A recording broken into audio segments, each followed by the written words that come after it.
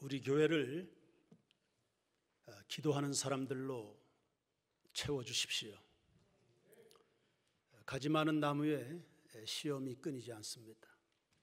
쉬지 않는 기도가 다 필요하지요. 우리는 기도하다가 천국 갑시다. 기도란 하나님과 함께하고 싶은 마음입니다. 어디서 뭘 하든 하나님의 뜻이 이루어지기를 갈망하는 태도이기도 합니다. 그래서 하나님은 기도하는 사람을 좋아하십니다. 사람들이야 너나 할 것 없이 성공하는 방법을 찾아서 헤매이긴 하지만 하나님은 기도하는 사람을 찾아서 흔들리지 않는 성공을 안겨주십니다. 기도하는 사람은 하나님의 기업을 세웁니다. 모세는 안팎의 시련이 굉장히 많았지만 광야에 교회를 세웠습니다. 다윗은 역시 안팎의 시험이 많았지만 가나안 땅에 신정 왕국을 세웠습니다. 에스더는 고아로 자라난 미천한 소녀였지만 죽으면 죽으리다 일사각오의 기도로 그 낯섰던 이방에 하나님의 영광을 세운 겁니다. 그를 위협하는 원수들은 강력했지만 한 방에 다 날아간 겁니다. 기도 없는 사람은 혹은 기도에 소홀한 사람은 있는 것도 간수 못합니다. 교회를 맡겨주면 교회가 흔들립니다. 구역은 약화되고 부서 모임은 흐지부지 됩니다. 사색본성을 우리가 외칩니다. 그거 기도하는 사람들이 가져가게 될 복입니다. 성경을 묵상하고 주변을 살펴보십시오. 기도하는 사람이 망하는 법은 없습니다. 안 되는 것 같지만 결국은 일어섭니다. 나날이 그 삶이 풍성해져서 이웃에게 나눌 것이 있습니다. 많은 새들이 그 품에 안기기 위해서 날아옵니다. 그리고 그 사람은 사회에 기여하게 됩니다. 기도가 안 되는 사람은 인생이 고달픕니다. 예수님이 말씀하셨잖아요. 너 시험 감당 못한다. 네가 목사냐 장로냐. 기도가 약해지면 너 세상 앞에 무릎을 꿇는다. 가진 것도 빼앗기고 점점 삶은 빈약해집니다. 그리고 초라해지면서 주변을 원망하다가 그마저도 그 희미한 인생의 불꽃마저도 꺼져버리고 맙니다. 베드로는 수제자였지만 스승을 배신한 겁니다. 하나님은 아담을 지으시고 독처하는 것이 좋지 못하다 했습니다. 그래서 결혼제도가 생겼는데 그것만 좋지 못한 게 아닙니다. 세인교우들이 기도 없이 사는 것도 보시기에 정말 좋지 않습니다. 하나님 없이 독처하는 것, 그거 죄인의 습성입니다. 악인들은 마음에 하나님 두는 거 싫어합니다. 아담의 범죄 이후 인간은 하나님의 낯을 피하기 시작했습니다. 하나님을 등집니다. 점점점 멀어집니다. 하나님의 영향력이 약화됩니다. 그 결과 그 인생은 비참함으로 물들여집니다. 멀어지면 멀어질수록 고독하고 불행하고 상실과 궁핍과 죽음이라는 문제들에 잡혀서 허우적거리다 인생 끝납니다. 그 모습이 하나님 보시기에 좋지 않은 겁니다. 그래도 긍휼에 풍성하신 하나님이 이 처참한 인간을 방치하지 않으시네. 치유하기 위해서 찾아오셨습니다. 독생자 예수 그리스도께서 하늘의 영광의 보좌를 버리시고 얘가 어디라고 오십니까? 오셔서 자기의 온몸을 십자가에 불살라서 우리의 가진 모든 죄를 도말하시고 그동안 하나님 앞으로 나아가는 영광의 길 가로막혀 있었는데 예수 그리스도께서 자신의 몸으로 막힌 담을 허물어 버리신 겁니다. 누구든지 나아올 수 있게 됐죠. 그 하나님의 사랑에 감격하면서 예수 이름을 불러가면서 주님 나를 받으시라고 나아가기만 하면 누구든지 하늘에 속한 신령한 복을 누리게 될 줄로 믿습니다.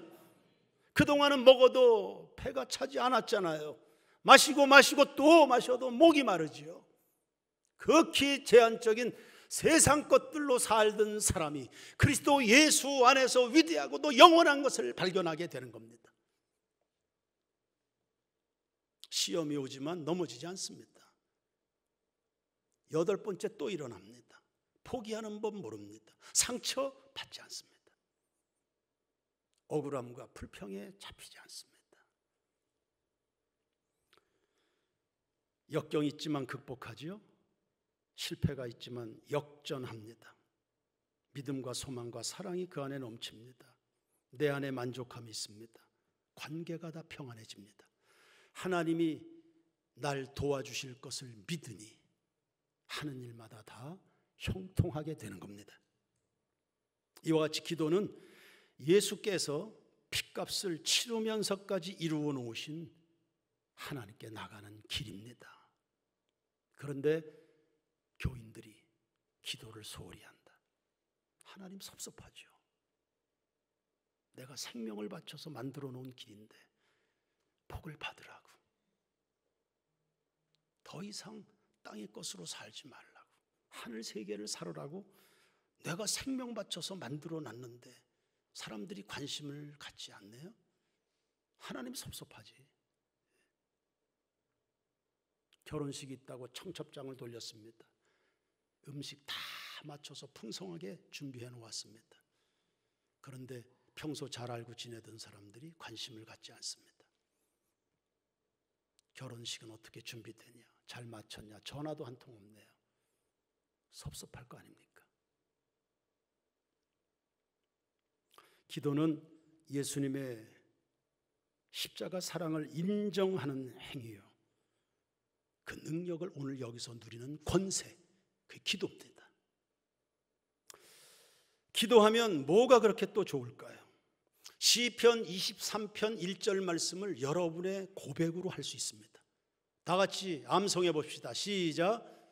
여호와는 나의 목자시니 내가 부족함이 없으리로다. 다시 한번 시작. 여호와는 나의 목자시니 내가 부족함이 없으리로다. 큰 소리로 다시 한번. 여호와는 나의 목자시니 내가 부족함이 없으리로다. 할렐루야. 부족함이 없다. 나 더 이상 바랄 것이 없습니다. 왜? 최고의 것을 만났기 때문입니다. 캐나다 로키로 여러분을 초대합니다. 사진 보십시오. 쥐기네. 합성 사진 아닙니다. 현장 사진입니다. 여러분과 특히 권사님들 죽기 전에 꼭 모시고 가고 싶은 곳입니다.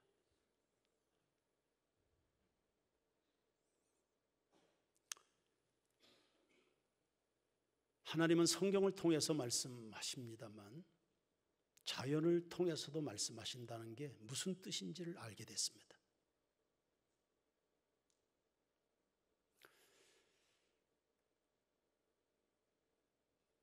저 로키 산을 보고 나서 그 다음부터 사진 안 찍었습니다. 압도적인 풍광을 접하고 나니까 나머지 것들이 다 시시한 거예요.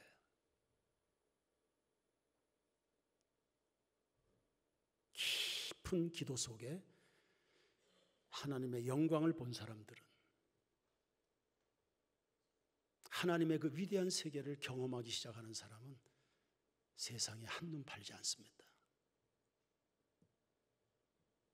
그래서 주님들을 만나라고 21일 예배 행정 같은 것을 준비하는 겁니다. 사도 요한은 천국 환상을 보고 계시록을 썼습니다. 천상세계에 압도되고 나니까 이 세상에 부귀 영화가 하나도 부럽지가 않습니다. 로마의 폭력도 두렵지가 않습니다. 죽는 것도 두렵지 않습니다. 그래서 성경의 마지막 구절이자 계시록의 결론, 마라나타입니다. 내 인생 유일한 가치는 당신이십니다.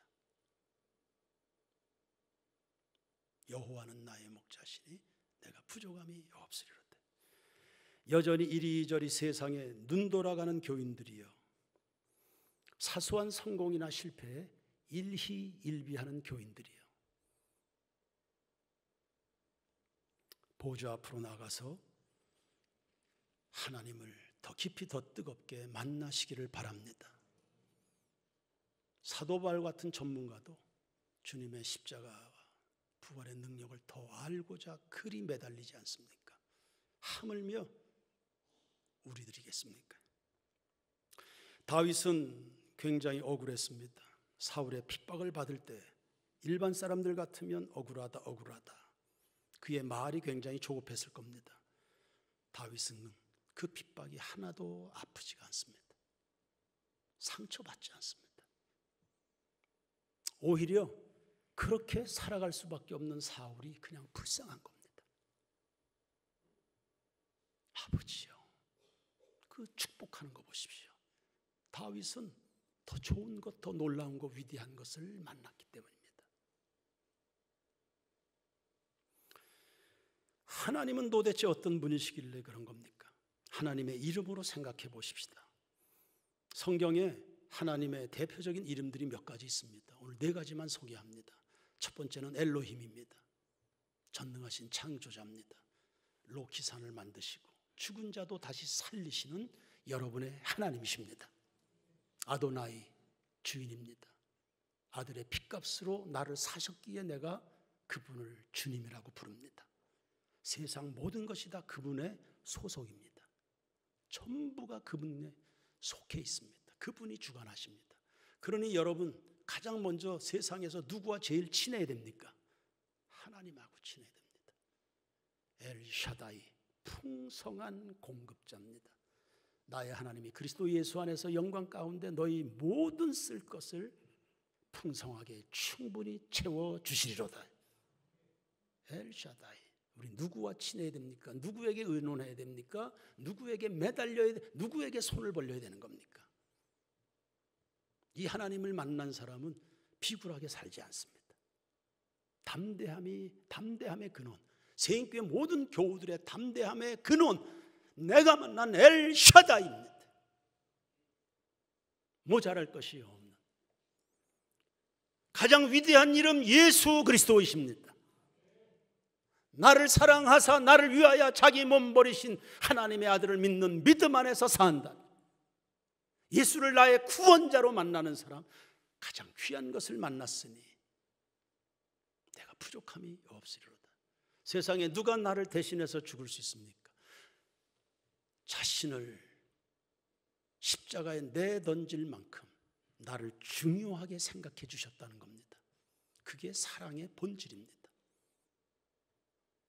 사랑은 희생을 전제하죠. 내가 어디까지 내줄 수가 있는가가 그의 존재 가치입니다. 이런 분이 나의 목자다.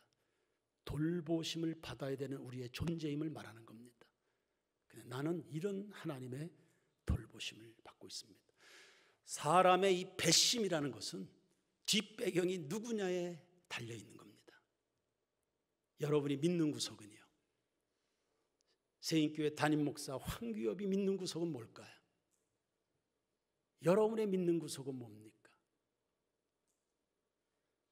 다윗처럼 하나님이 여러분의 배경이 되기를, 그렇게 삶고 살아가는 여러분 모두가 되길 축원합니다. 하나님은 정말 놀라우신 분이세요. 그런데 그분이 뭘 어떻게 하는가 하는 것보다 내가 뭘 하는가가 더 중요하거든요.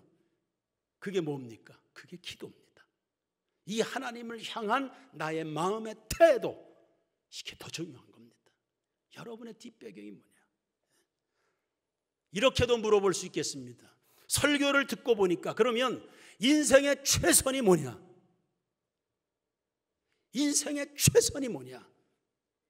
병들어 있는 고은승 권사에게 최선이 뭐냐? 의사냐? 세브란스 병원이냐? 남편이냐? 자식이냐? 여러분의 인생의 최선이 뭐냐? 하나님이신 겁니다. 여러분의 기도에 역사하실 하나님이 최고인 것입니다. 같은 믿음을 따라 고은순 권사를 위해서 기도해 주는 교회, 그게 최선인 거지요.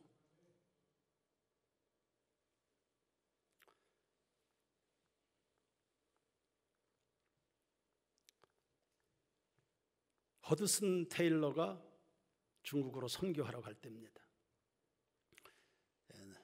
남태평양 팔라우 제도를 지나면서 거스를 수 없는 해류를 만나서 배가 밀리고 밀려서 난파당할 직전이었습니다.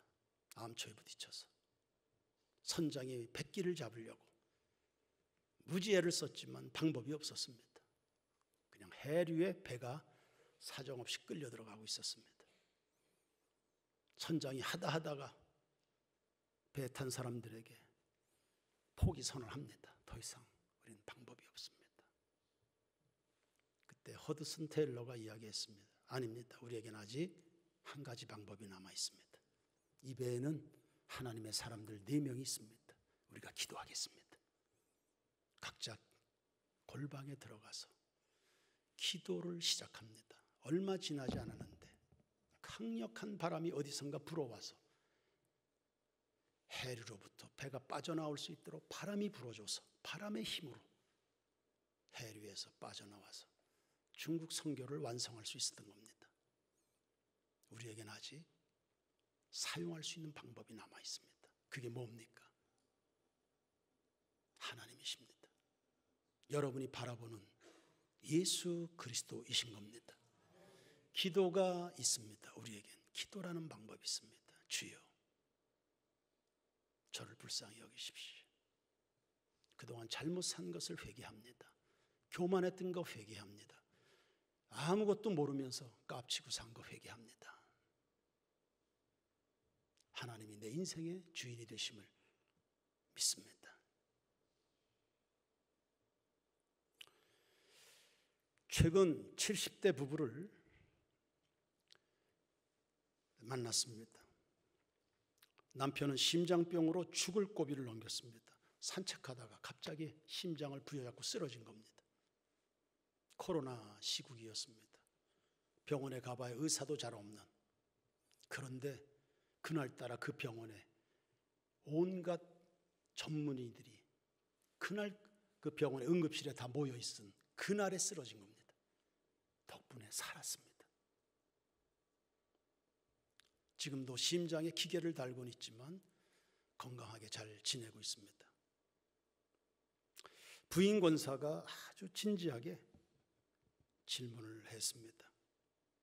목사님, 이 먼 캐나다에서 만나게 됐는데 하나님의 뜻이 있으신가 봅니다. 가르침을 주십시오. 이제 우리 부부의 남은 삶은 어떻게 살아가야 되겠습니까? 몇 번이고 물었던 질문입니다. 죽었다 살아난 70대 부부의 질문입니다. 이제 우리가 뭐 하며 살아가야 됩니까? 어떻게 살아야 됩니까? 성도 여러분, 뭐 하며 살아야 되겠습니까? 여러분이 장차 하나님 앞에 서게 되면 이 질문이 틀림없이 나올 겁니다. 너 뭐 하다 왔냐? 내가 너에게 맡겼던 70년, 80년의 인생, 그 많은 시간들을 너 뭐 하다가 왔냐? 분명히 물으실 겁니다. 토론토에서 선교사 박물관을 방문했습니다. 캐나다 출신으로서 우리나라에 와서 우리나라의 복음화와 교육과 의료, 사회복지 등등에 헌신한 이런 선교사들입니다. 시니어들이 아닙니다. 실버들도 아닙니다. 다 20대 초중반입니다. 다빈이 벌써 늙었어요. 다빈이 좀 늙었어, 안 돼. 다 20대 초중반의 청년 선교사들, 가슴이 뜨끈뜨끈해요. 감히 한국교회 충만을 거기다 이름을 댈 수가 없겠더라고. 다 선교사들의 전기를 구입해서 읽어봤습니다. 정말 경건해요. 얼마나 경건했으니까 이역만리 배 타고 와서 풍토병과 싸우고 20대 초중반에 죽고 자녀 죽고 사모들 죽어가면서도 조선 민중을 사랑해줬던 선교사들의 흔적입니다. 얼마나 경건한지요.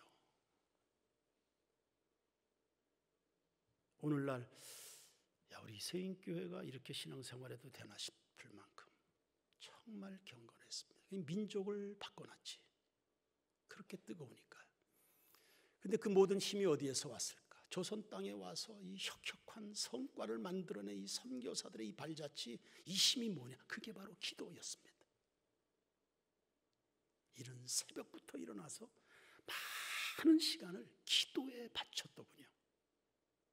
자신들의 몸 상하는 줄도 모르고 굶어가면서 입에 맞지도 않는 음식들 먹어가면서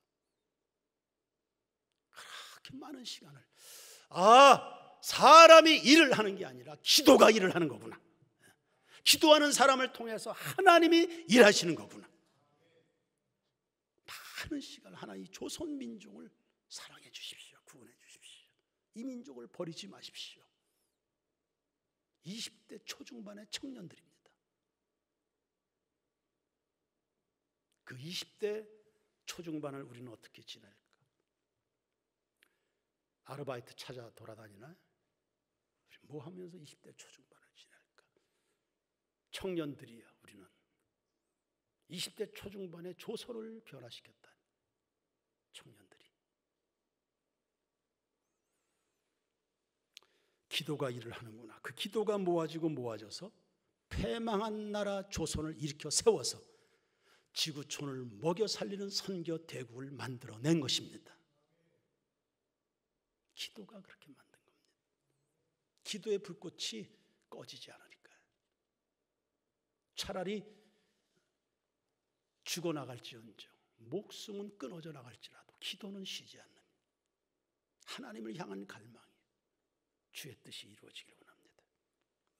이삭이 임종할 때 야곱을 축복했습니다. 야곱이 임종할 때는 요셉의 아들들과 12지파 축복하면서 눈을 감았죠. 얼마나 성스러운지 모릅니다.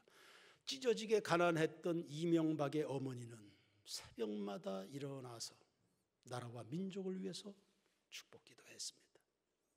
믿지 않는 가족 친지들 이름 다 불러가면서 기도하고 자식들을 하나하나 긴 시간 들여서 축복 기도하고, 그리고 하루의 일과가 시작이 된 겁니다.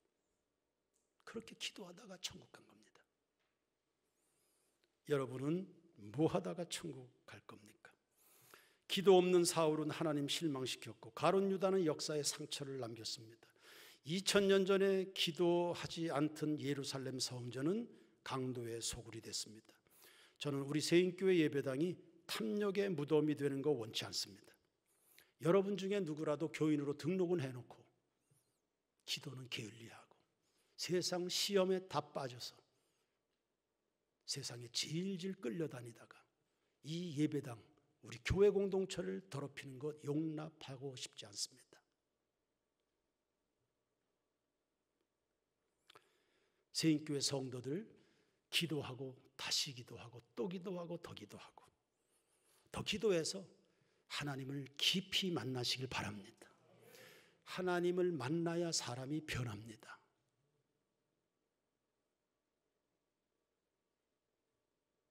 그리고 하나님을 만난 사람들이 하나 둘씩 더 늘어나기 시작하면 이 교회가 성령의 용광로가 돼서 세상을 바꾸는 것입니다. 하나님과 깊은 만남을 갖지 못한 교우들은 뭐 할 수 있을까요? 자식들에게 예수 믿으라는 말도 못하더군요. 애들이 겁난다고.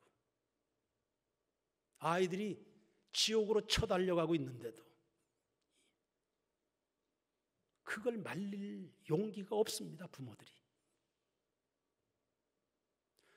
신앙을 신앙대로 살지 못하는데 그거 잘못됐다고 말할 영역이 없는 겁니다.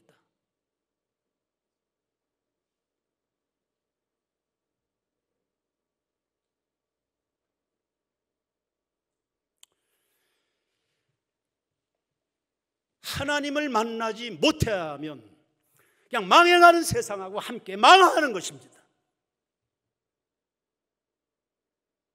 망해가는 세상을 일으켜 세워야 되는데, 살려내야 되는데 무슨 힘으로요? 하나님의 나라는 말에 있나요? 능력에 있잖아요.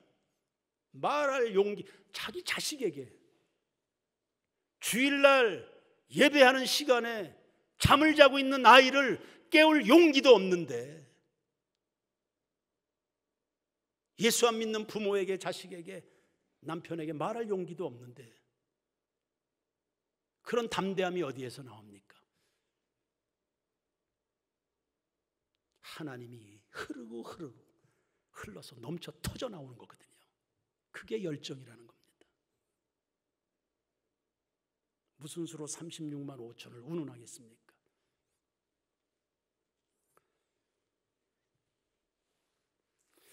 이미숙 권사여, 너 뭐하다 왔는가? 하나님이 물으실 겁니다. 개밥 주다 왔는데요, 그리 말할 겁니까?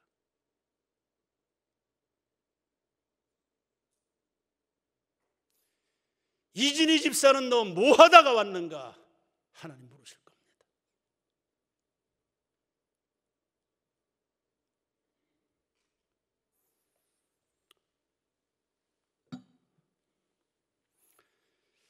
제 아내는 제가 30여 년 살아보니까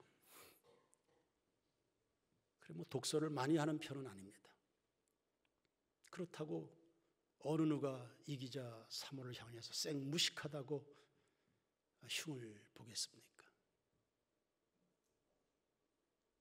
그는 고등학교 졸업반 때 하나님을 깊이 만났습니다. 기도원에 올라가서 하나님이 계시다는 데 만나고 싶습니다. 깊이 그 기도 응답하셔서 하나님을 뜨겁게 만났습니다. 그때 이후로 하나님 사랑하잖아요. 몸이 으스러지도록 하루 왼종일 1년 365일 사람들 만나러 다닙니다. 수십 명, 수백 명 관리합니다. 영적인 촉이 아주 탁월합니다. 소위 말하는 그는 지성인은 아닐 겁니다. 책 좀 읽었다고 의시되는 사람들이 있는가요? 돈 좀 가지고 있다고 의시되는 사람들이 있나요? 그래서 뭐 어떻게 해요? 집사람은 그렇게 사람들 전도하더니 장로 만들고 구역장 만들고 권사들 수두룩하게 만들어냈습니다. 너 뭐하다 왔냐? 너 뭐하다 왔냐? 너 뭐하다 왔냐?